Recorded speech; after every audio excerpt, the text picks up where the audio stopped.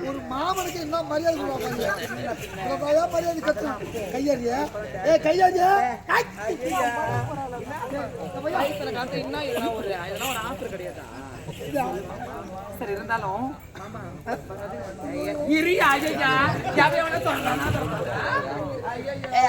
sugar அதிகமாக